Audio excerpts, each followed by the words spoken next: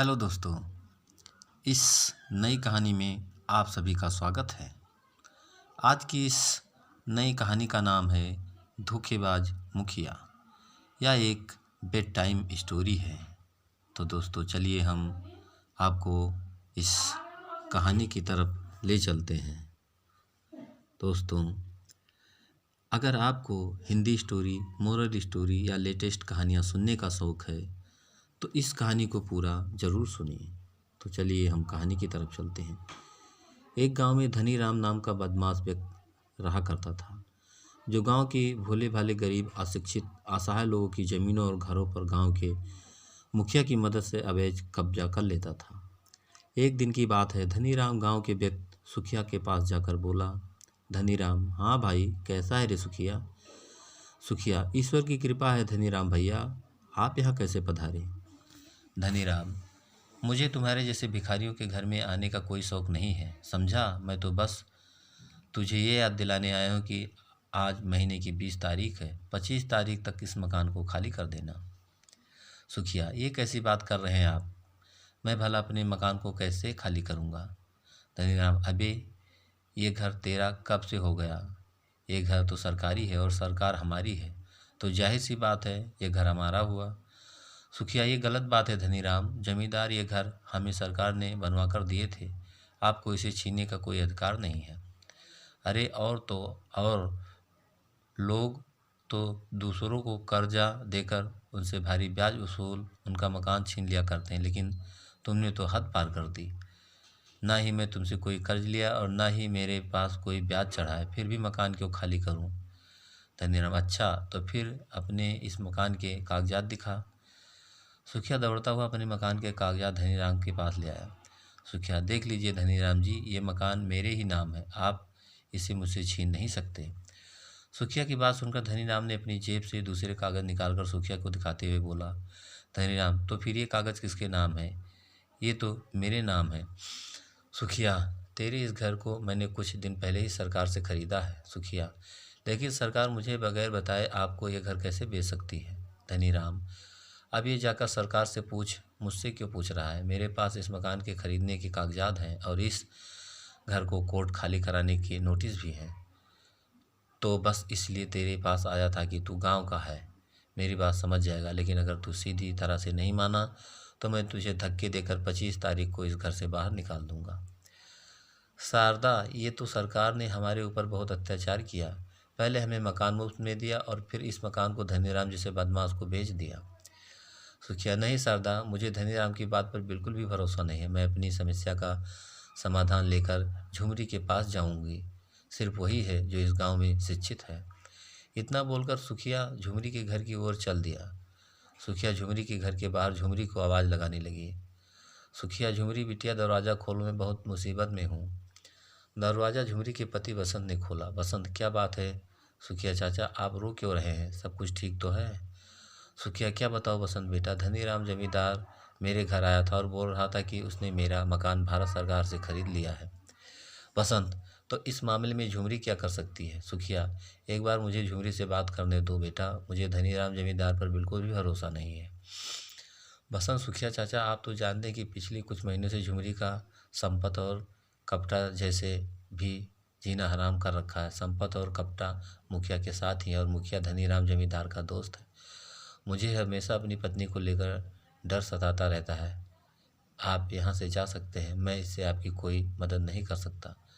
सुखिया वहाँ से जाने वाला था कि तभी झुमरी वहाँ पर आ गई। झुमरी, ये क्या कर रहे हैं आप? गांव के लोग आकर मुझसे मदद मांगने आते हैं तो आपको तो खुश होने की ज़रूरत है। आप उनका दर्द बांटने की बजाय अपने घर से बाहर भगा रहे हैं, तो फिर मैं और आप उन दोस्तों में क्या फ़र्क रह गया? बसंत, मुझे तुम्हारी चिंता सता रही थी। झुमरी की कही मुखिया तुम्हारे साथ कोई अनहोनी न करते। झुमरी, चिंता मत कीजिए, मैं एक पढ़ी लिखी शिक्षित लड़की हूँ, शिक्षा सबसे बड़ा हथियार होता है। मुखिया धनीराम, संपत और कपटा मेरा कुछ नहीं बिगाड़ सकते, आप मेरे साथ चलिए मुखिया चाचा। सुखिया, लेकिन कहाँ झुमरी? झुमरी, धनीराम जमींदार के घर। बसंत, पर मैं तुम्हें अकेले नहीं जाने दूंगा, मैं भी तुम्हारे साथ चलूँगा। झुमरी अपने पति बसंत के साथ सुखिया को लेकर धनीराम जमींदार के घर पहुंच गई, जहां मुखिया संपत और कपटा के साथ पहले से ही बैठा हुआ था, चाय पी रहा था। धनीराम: मैं मुखिया संपत और कपटा से तेरे बारे में ही बात कर रहा था। झुमरी की तू कब आएगी? और देख, तू यहाँ पर आ भी गई।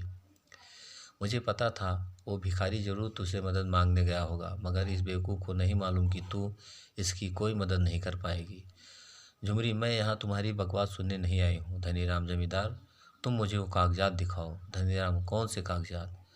झुमरी: वही कागजात जो तुमने कुछ देर पहले मुखिया चाचा को दिखाए थे। मैं उन कागजात को देखना चाहता हूँ कि सरकार ने तुम्हें कब और कितने रुपए में सुखिया चाचा का घर बेचा। धनीराम: अच्छा अच्छा। धनीराम ने अपने जेब में से कागज़ निकालकर झुमरी को पकड़ा दिया। झुमरी एक शिक्षित लड़की थी जिसने कुछ सालों पहले एलएलबी की परीक्षा पास की थी। झुमरी: ये फर्जी कागजात हैं। धनीराम: जमींदार, तुम्हें शर्म नहीं आती इन भूले भाले अशिक्षित गरीबों पर अत्याचार करते हुए? सुखिया: क्या ये फर्जी कागज़ है? झुमरी: हाँ, ये फर्जी कागज़ है सुखिया चाचा। धनीराम ने आपसे झूठ बोला था। क्या आपको नहीं पता कि जब भारत सरकार किसी गरीब को मुफ्त में आवास बनवा कर देती है तो फिर वो कभी वापस नहीं मांगती और ना ही वो किसी को बेचती है। ये तो इस धनीराम जमींदार का मक्कारीपन है जो आप सबके अशिक्षित होने का फ़ायदा उठाता है। धनीराम: तू अपनी हद से ज़्यादा आगे बढ़ रही हो झुमरी। संपत: धनीराम भैया सही कह रहे हैं झुमरी, तुम काफ़ी वक्त से हमारा नुकसान कर रही हो। अगर तुमने हमारे मामले में दखल देना बंद नहीं किया तो तुम्हारा अंजाम बहुत बुरा होगा। झुमरी: मैं तुम्हारी गिदड़ धमकी से डरने वाली नहीं हूँ। अगर तुमने मेरे खिलाफ या सुखिया चाचा के खिलाफ कुछ भी उल्टा सीधा करने की कोशिश की तो मैं डायरेक्ट इस राज्य के मुख्यमंत्री को पत्र लिखकर तुम दोनों की गतिविधियों के बारे में बता दूंगी। उसके बाद मैं नहीं, पुलिस तुम्हारे सवाल करेगी। मुखिया: मैं तुम्हारे इरादे के बारे में सब जानता हूँ झुमरी।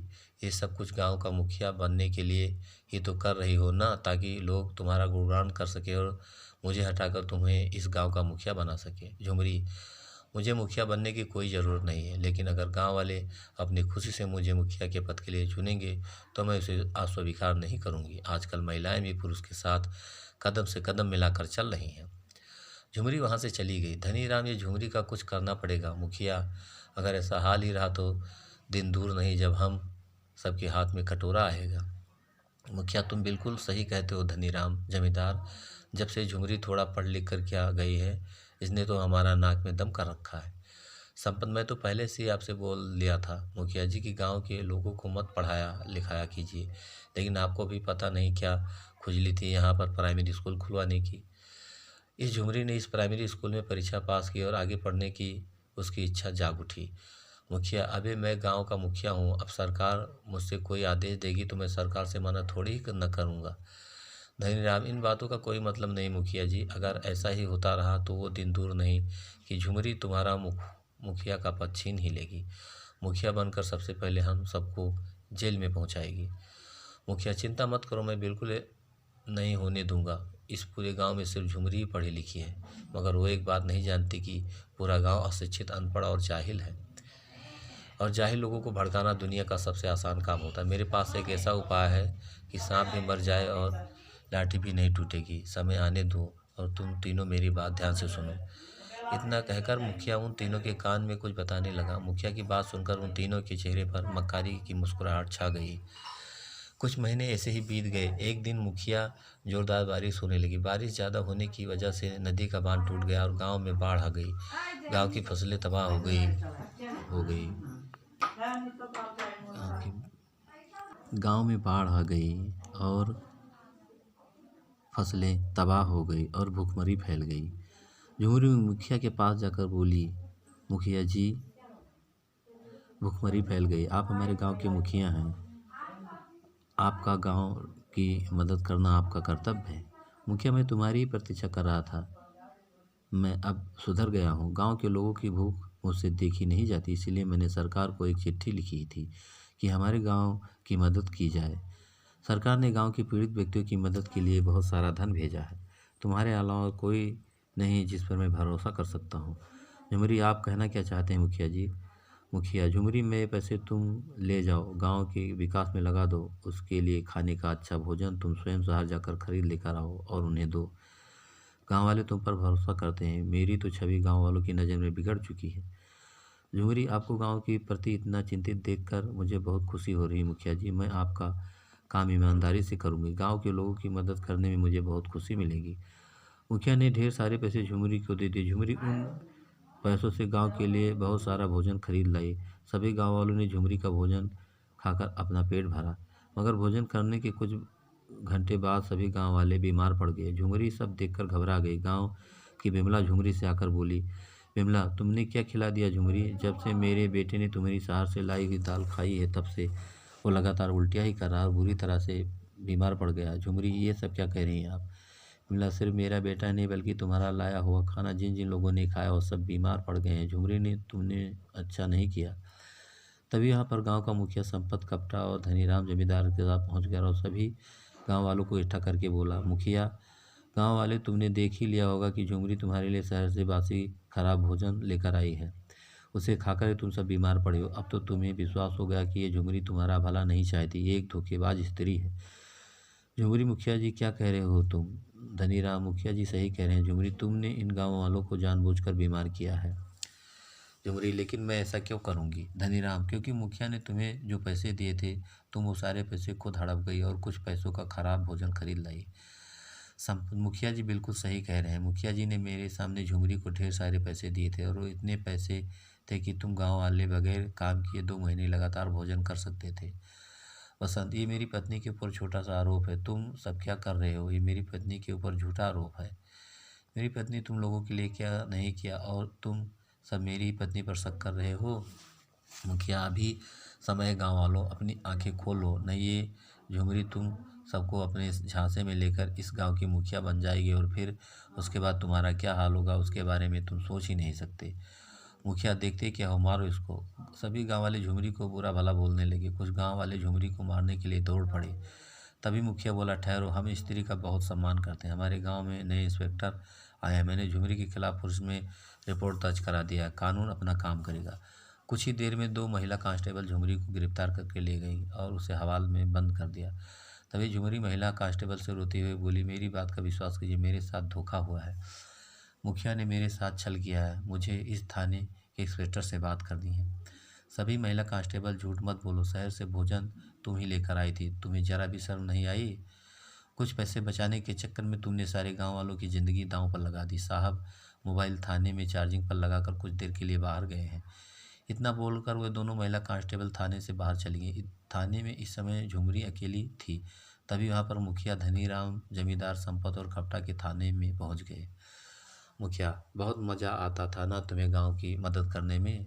तो देखा गांव वालों की मदद करने का अंजाम ही मिलता है। धनीराम, अरे इससे अच्छा तो तू अगर हमारे साथ हो जाती, आज पैसों में खेलती, अब सारी ज़िंदगी तेरी जेल में कटेगी।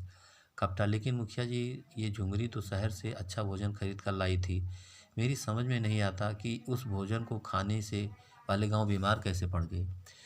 मुखिया, बेवकूफ़, अगर ये बात तुझे समझ में आ जाती तो तू गांव का मुखिया होता। राजनीति क्या होती तुझे नहीं पता। दरअसल खाने में थोड़ा सा जहर मिलाया गया था, लेकिन सिर्फ इतना ही कि गाँव वाले बीमार पड़ सके। वो मरे नहीं। मैं जानता हूँ कि वो जहर किसने मिलाया था। तभी वहाँ पर झुमरी का पति बसंत मुखिया के साथ खड़ा होकर मुस्कुराते हुए बोला, मैंने मिलाया था जहर। झुमरी, मुझे अपनी आंखों पर विश्वास नहीं हो रहा है। बसंत, तुम मेरे पति थे। मेरे पति होने के बावजूद तुमने मेरे साथ धोखा किया। बसंत, क्योंकि गांव में हर कोई तेरा सम्मान करता था, मेरा नहीं। कुछ समय बाद तू गांव की मुखिया बन जाती और मेरी इज्जत घर में कुत्ते जैसी हो जाती। वो तो भला हो धनीराम जमींदार और मुखिया जी का, जिन्होंने समय रहते मेरी आंख खोल दी। मुखिया, अब यहाँ पर ज़्यादा बातें करना सही नहीं। कानून को अपना काम करने दो, तुम्हें इसका इनाम मिलेगा। बसंत, सब झुमरी का मजाक उड़ाते वहाँ से चले गए। कुछ देर बाद थाने का इंचार्ज इंस्पेक्टर अजय वहाँ पर आ गया। इंस्पेक्टर अजय झुमरी को हैरत से देखने लगा। झुमरी, तुम? झुमरी, अजय, तुम इंस्पेक्टर बन गए? अजय, हाँ, मैं इंस्पेक्टर बन गया। तुम्हारे ऊपर काफ़ी गंभीर आरोप हैं। मेरी बात का विश्वास करो अजय, तुम्हें लगता है कि मैं ऐसा घिनौना काम करूँगी? तुम तो मेरे साथ शहर में काफ़ी साल पढ़े हो। अजय, तो मुझ पर विश्वास है झुमरी, तुम ऐसा काम नहीं कर सकती। झुमरी सारी घटना इंस्पेक्टर अजय को बताने लगी। तभी इंस्पेक्टर अजय के होठों पर मुस्कुराहट आ गई। अजय, अगर तुम्हारी बात सही है झुमरी, तो अभी दूध का दूध और पानी का पानी हो जाएगा। इतना कहकर इंस्पेक्टर अजय ने चार्जिंग से अपना मोबाइल निकाल दिया और उसमें रिकॉर्डिंग को सुनने लगा। उस मोबाइल में कुछ देर पहले मुखिया, धनीराम, संपत, कपटा और बसंत की सारी बातें रिकॉर्ड हो चुकी थी। इंस्पेक्टर अजय ने झुमरी को तुरंत रिहा कर दिया। अजय, मेरी आदत है झुमरी कि मैं थाने में जब भी अपना मोबाइल चार्जिंग पर लगाकर जाता हूँ तो हमेशा हिडन वॉइस रिकॉर्डर ऑन कर देता हूँ, ताकि मैं अपने पीछे थाने में कुछ कर्मचारी की कुछ बातचीत सुन सकूँ, कहीं वो किसी से रिश्वत नहीं ले रहे हैं। आज मेरी ये बात कितनी काम आई, तुम्हें निर्दोष साबित हो गई। इंस्पेक्टर अजय ने मुखिया संपत धनीराम वसंत को गिरफ्तार करके जेल भेज दिया। वसंत झुमरी के सामने गिड़गिड़ाता रहा, मुझे माफ़ कर दो झुमरी, मैं तुम्हारे पति हूँ। झुमरी, अब मेरा और तुम्हारा कोई रिश्ता नहीं। तलाक का नोटिस जेल में भेज जाएगा। अदालत ने सबको उम्र कैद की सज़ा दी और गांव वाले मुखिया की जगह झुमरी को गांव का मुखिया बना दिया। झुमरी आज गांव की मुखिया है और वहाँ हर समय लोगों की मदद करती रहती है। तो दोस्तों, ये कहानी आपको कैसी लगी कमेंट करके हमें ज़रूर बताना। और दोस्तों, अगर अभी तक आपने हमारे चैनल को सब्सक्राइब नहीं किया है तो जल्दी से आप हमारे चैनल को सब्सक्राइब कर लीजिए, जिससे इसी तरह अच्छी और नई कहानियाँ आप लोगों के बीच पहुँचाता रहूँ और आप लोग कहानियों का आनंद उठाते रहें। तो दोस्तों, एक नई कहानी के साथ आपसे फिर मुलाकात होगी, तब तक के लिए नमस्कार।